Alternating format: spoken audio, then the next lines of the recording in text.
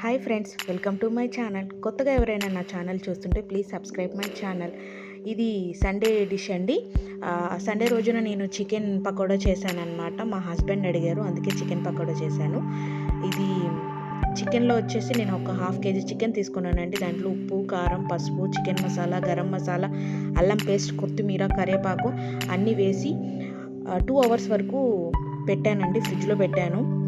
And ఇక్కడ ఒక కడాయి పెట్టుకున్నానండి, అందులో ఆయిల్ పోసుకున్నాను.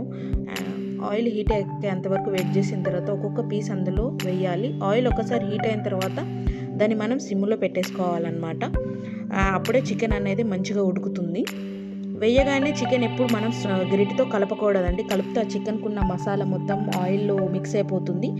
ఒక 5 మినిట్స్ అయిన తర్వాత చికెన్ హాఫ్ కుక్ అయిన తర్వాత దాన్ని మనం గరిటెతో అనేది కలపాలి. అప్పటి వరకు మనం వెయిట్ చేయాలన్నమాట. ఒక్కొక్క పీస్ అనేది వేస్తేనే మనం చికెన్ పకోడీ మంచిగా